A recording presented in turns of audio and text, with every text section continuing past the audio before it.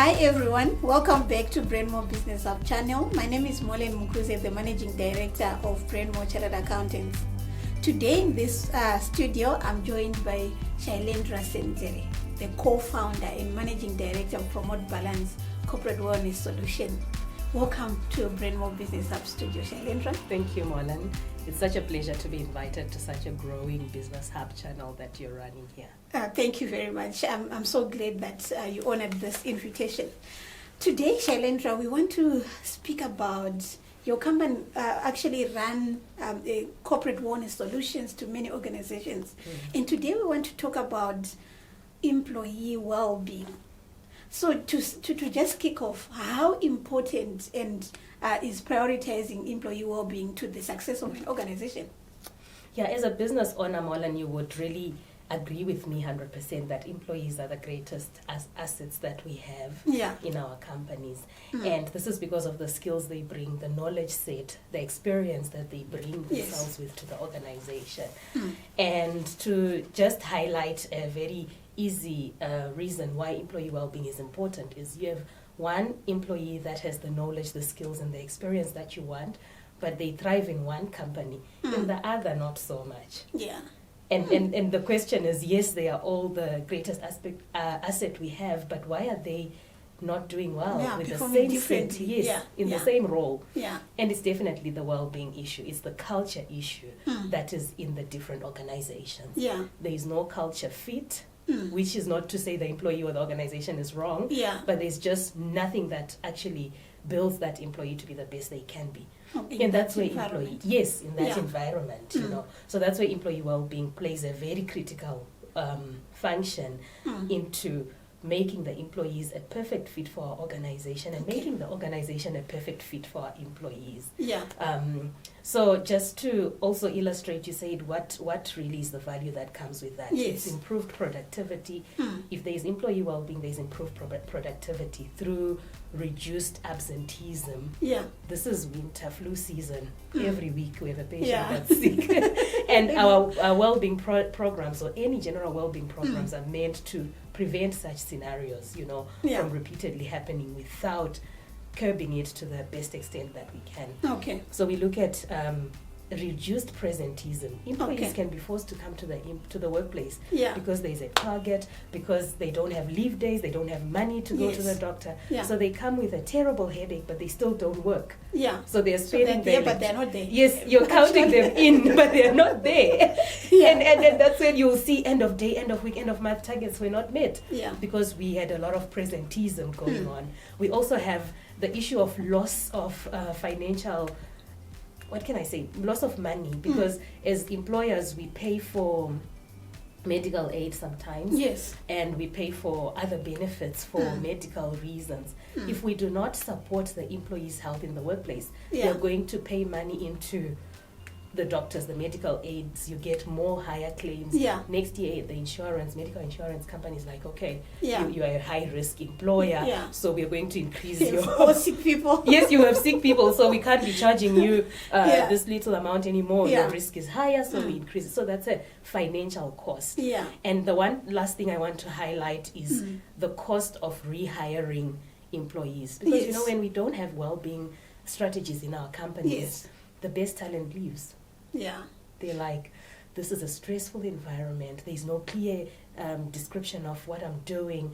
No one is there to listen. They leave and they find a better company. And then we have to go into the hiring costs again. Think about onboarding a new client, a new employee, teaching them what to do, catching them up on, I know you know the culture, exactly. It's something else. But Shailendra, as you are speaking, I'm just thinking, okay, I want to pinpoint what is employee well-being. What are we talking about? Are we talking about their health? Are we talking? What is it? That's a pertinent question because this is a growing field. It's a fairly new field, very little evidence base. And you'll see, if you go on Google right now, you see varied definitions. If you go and Google, let's say in your field, what is the financial statement, you get a standard definition. Yes. But let me explain my understanding and what we have seen also work. So there's two parts to it, wellness and well-being. Okay. People interchange those words quite a lot. But well-being is the state that we are all aspiring to. The state of satisfaction, the state of happiness, the state of feeling that I have accomplished well, you know, and that means your health, your physical health, your mental health, your emotional health, the people around you, your friends, your social, your spirituality is at the best state. Very few people are there. Yeah, no. Is it attainable? Yeah, exactly. Is it attainable? I guess it's the Dalai Lamas and all these spiritual people that actually may get there. I don't know. But it's what we are always striving for. Then that's wellness. well-being. Yeah, that's well-being. Yes. But obviously it's on a spectrum, but I won't get onto that. Wellness is the intentional pursuits that we take day to day to improve our health and our well-being, to get to well-being. So for instance, when you go out for your run every morning, that's wellness. Taking care of your health, that's wellness. That's wellness. When you say we are recognizing employees in the workplace, that's wellness. They won't get satisfied from the recognition, but it will strive to job satisfaction, life satisfaction. So the intentional steps you take, your nutrition, what you eat, what you read, how you develop yourself, those are wellness pursuits. Yes. So in the companies, we come with wellness offerings to get to well-being.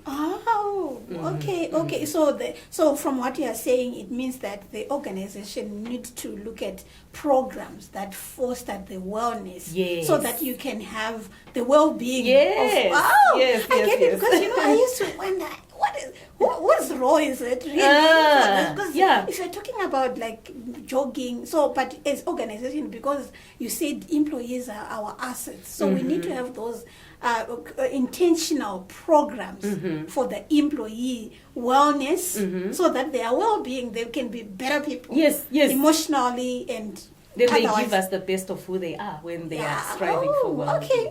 Thank you very much for breaking that down, Shailendra. Thank you. So because I've ever seen that well-being, and that concept is very hard to really explain. So thank you for bringing those dimensions clearly. I hope even our viewers can have a best interpretation of that, because I know many businesses really struggle to say what is it that is like really required. Where is our place? What do we need? Because when I jog at my house.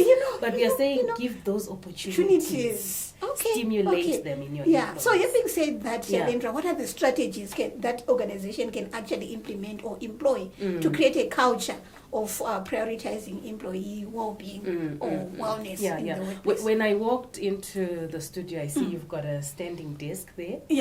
Very simple implementation, because that's physical wellness. We are promoting our employees to go and work on a standing desk, relieve the pressure from our desks, because this is an accounting firm, it's sedentary work mainly. So it's very small things like that. But I should just come from the top down. You need a strategy. You need a strategy. You can't just hear, it's youth month, what are we going to do for the youth? So many times, especially for business, to have that strategy, which is very important. It's like, August, Women's Month is already here. What are we doing for women? Exactly, what are we doing for women? How can we forget when we've got 60% of our employees are women and youth?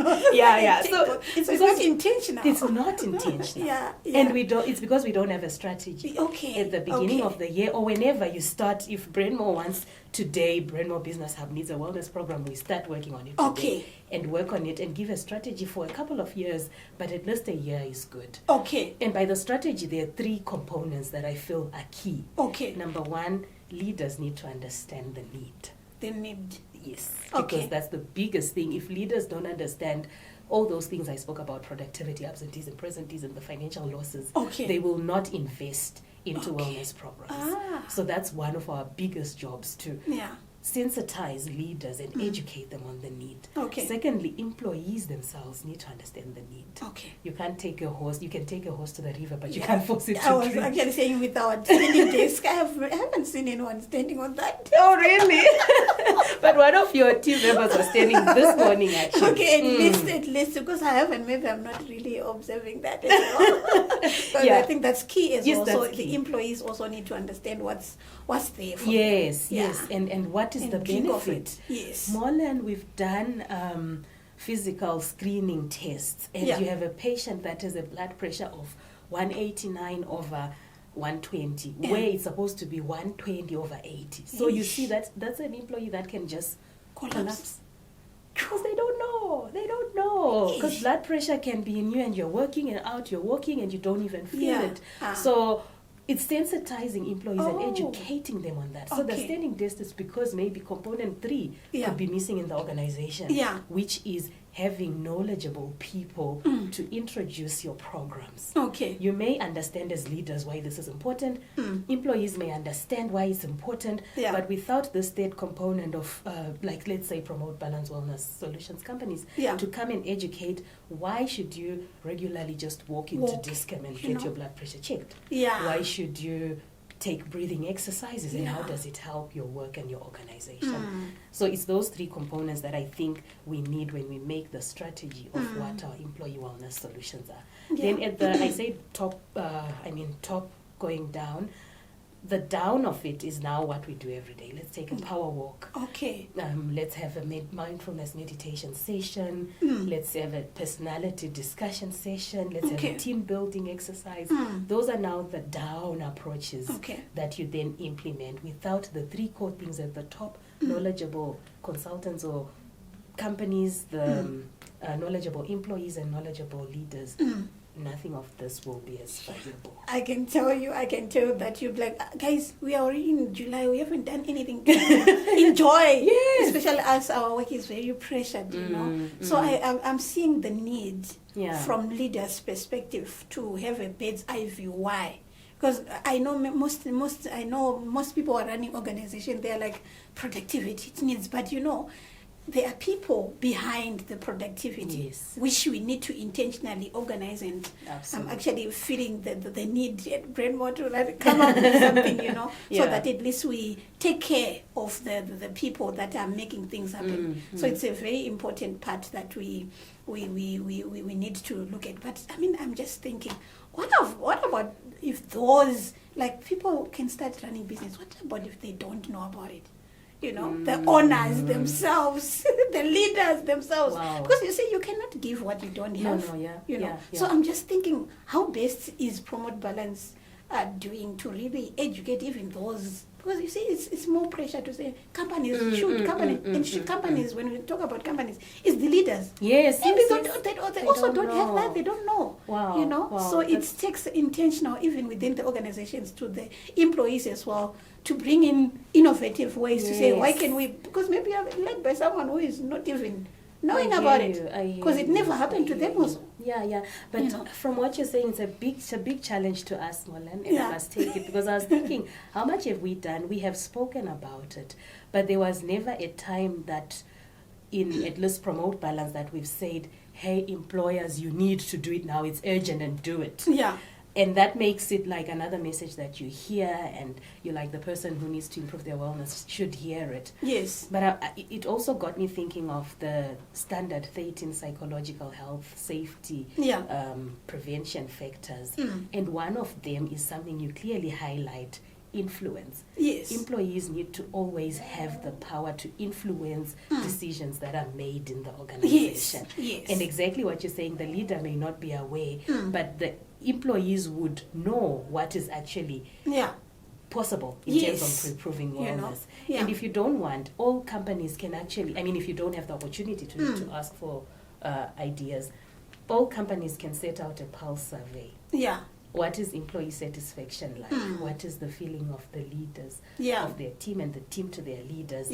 Employee, the working environment, what does it feel like? And from there you can actually pick certain things that are pointed out. For instance, work-life balance is not there. For instance, our leader is not really clearly explaining what's going on, which can be resolved through the expectations of leadership. So sending out a pulse survey to your employees is a good way to sense out what employees need. Employees can tell you they're not probably satisfied with the desks or chairs that they have because of their back pain, you know. They can get dissatisfied by the fact that there is no any offerings for overtime work, which a lot of companies give free annual leave days. Yes. Then those things can help you to implement your first employee wellness strategies, but that's also down. You will still need to go top down and get a strategy. Intentionally. So I think for you to actually start from top, you need organizations like you to facilitate that, because sometimes you don't even know what's critical and what to focus on as leaders of the organizations. Thank you for that, Shailendra. I'm just thinking now, those organizations without maybe a strategy per se, how can those organizations assess the current state? So is it that with using those pulse that you're talking about? Then after you're assessing, what's your next move? It's the pulse. And I think the biggest indication of poor employee well-being is the low productivity and also high turnover. Which can be because employees don't fit the culture, or the culture has not been optimized for the kind of employees we need. So in addition to the pulse surveys, also organizations can look at productivity trends. What's going on? Apply critical thinking analysis, where you actually look at all the components involved in productivity. It could be a very slow laptop that's frustrating an employee. They take 7 breaks to the bathroom. So there's in circles. Yes, and you see, the equipment affects our productivity. You know, so check your productivity, check your absenteeism rates. Those are great indicators. In fact, at Promote Balance, we've got this program called the first day absenteeism. When your employee is absent the first day and you're a client, they log onto our system and we pick it up and we call them, hi, are you okay? Is everything okay? Is there a way we can support you? They'll probably tell you, I've got a flu. Okay, did you check with the doctor? Remember, you need to bring a sick note. And when they come back, the transition is not as difficult because manager will expect the sick note is there. You know, we just support them first day. Sometimes it's their family who's sick. Sometimes they just don't know. To be honest, Shai, I can't really get out of bed. We know it's an indicator of psychological problems already.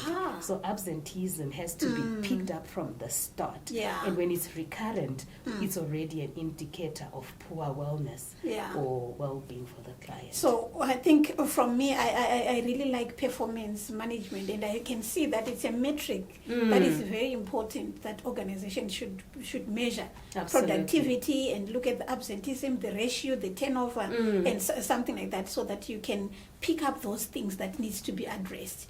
I can imagine that maybe someone who is watching now is saying, no, we're still a small company, but if you don't put those things in place, you're going to work up 50 of you employees, and how do you keep track?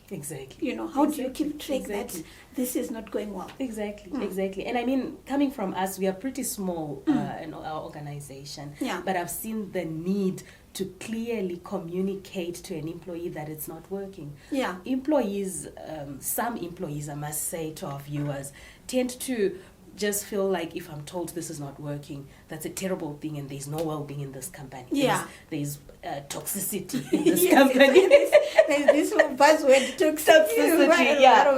And to be fair, they are toxic environments. I've been exposed to some of those as well when I was working as an employee. But I was getting to the point that what you're saying, setting a clear performance management structure is an easy way to communicate, to say to the employee, see, you haven't met the targets. I want to know, because you've got the skill. We hired you for the skill. We hired you for the experience. We hired you for the knowledge. But why can't you translate it into meeting what you're supposed to meet? And normally it's those things to do with wellness, Mollen, that the client, the employee needs to just tweak a bit, and maybe the employer needs to put in incentivizing clients that do well, applying policies consistently and correctly. If someone is late today or someone didn't meet a deadline today, the consequences must be the same and consistent. You know, and they can highlight that in the performance management discussion. So from what I'm seeing is the employee well-being is not kind of management issue only, it's everyone within the organization to make sure you grasp it. If there's something that you think can be implemented from employee perspective, proactively bring things, and from leadership perspective, strategize, think through it, put it in the back of your mind to say, this is our goal for this year around employee well-being. So it's really need employees who are also proactive and everyone to sit on the table to say, okay, for our well-being, how do I make this involved? Because I always think in organizations, you will see that there are maybe 2 leaders, like for small organizations, 2 or 3 leaders, and all 10 employees. Who really build the environment? Wow, that's a good question. But an easy one, Mollen, set up committees. Yes. Like set up a wellness committee. Okay. That is run by the team members. By the team members. Even if the leader in that organization is not part of the committee, these people that you put in a committee come up with one voice, and they actually realize their purpose of what they're going to do, and they come up with ideas of how you can set up a wellness program. And it's not an extra burden on the leaders, except for bigger companies that have a wellness department. Those they can do it. But if you do like a diverse, from each department, get one person, put them together, and they come up with a wellness plan that then executive or leadership then puts into a strategy. I think that one is a very brilliant idea, because it brings out the fact of really looking up to someone to really implement, or very few people to say, no, they need to change this, but it brings people to say, let's own it. Let's own our well-being, let's own our wellness within the organization. True. And thank you. Okay, thank you for that, Shailendra. We can go on and on. So I just wanted to clearly understand my last, or close to wrapping out the question. I know you have set employee wellness programs for many organizations, right? Can you provide example of maybe successful employee wellness programs that you have implemented to your clients, and the outcome? Are they touchable? Did you see improvements in there to say, no, this organization from your success stories? That's always the executive's question. Is it tangible? What are we getting out of it? And it's fair. It's very fair. You don't want to invest money into something that doesn't have a tangible outcome. But I'll tell you some of our, maybe let me just list 3 of our most biggest success stories, or maybe biggest success strategies we've implemented. First of all, coming out of the peak of the COVID, we designed a tailor-made debriefing exercise for a company that was actively involved in frontline management of COVID. Because there was a lot of stress that happened there. There was a lot of, even for us, we felt it, people lost people. People lost a lot of employees amongst themselves. So we designed a tailor-made debriefing program to help the employees to make sense of what was going on and then move forward to where we're going. And this can help a lot with incidents that happen in the workplace. If there's been a serious, robbery, maybe I've heard offices that have been broken into, having a debriefing exercise with our psychologists actually really helps. So that's one example. A second example we've done is to implement an employee recognition program. And this is part of well-being, where we would run a pulse survey. Who was the best at meeting their deadlines? Who was the best at communication? I remember that one. You actually implemented at Brandmore, and I could see that people need to just be recognized. There is that. It's not all about money, but just to be told that what you have done this month, everyone is noticing it. Exactly. And it reinforces the culture we want, the culture of well-being that you at Brandmore were building at that point. And I'm glad to see that we don't always have to be involved. Even when we move out after setting it up, you continued with that program, which is great because it still promotes employee well-being. The third, and maybe the most common way of implementing well-being programs, is the physical screening and the health talks that we give, talking about the importance of good eating. We last probably spoke about it in maybe high school, where they were telling you about how foods can then get into the body, and how when you eat too much fat, it does this, too much sugar, it does this. But in real life, we don't really have opportunities to discuss that. Yeah. So we've implemented health screening tests where we test your cholesterol, your blood sugar, your blood pressure, your fitness levels, and then we explain to you what that means for your prolonged physical health. Yeah. In the same manner, we also screen for your mental health, burnout risk, your anxiety scale, your depression scale, and we always have the correct people in place to then address people that have really a bit on the red side of their scores, you know. And so this helps a lot. After that, we then teach you strategies on how to then cope with stress, for instance, prevent burnout, practical work-life balance that give benefit to both the employee and the employer. Yeah. So those are some of the 3 things we have run that have successfully been taken up by employees, and the executive has seen the outcome. For instance, when we look at the first one, we spoke about the debriefing. Yeah. Employees were more engaged. Employees were physically more present. They had a better way to speak about what had happened, where employees had just burnt out with COVID. Then the employee recognition program, like I told you, deadlines were now met. Well, you would know because it was for Brentmo. Deadlines were met. Yeah. People were assisting each other now, and there was a culture of interpersonal or peer accountability that we built, which then promotes the ability to a better social well-being environment for the company. And then lastly, the physical screenings, those always help. They may not help immediately, but if your client is going to know that they have high blood pressure, they will manage it better. Their energy levels are better. Their ability to cope with stressful situation becomes better. Knowledge always empowers them to know then how to tackle things that are difficult.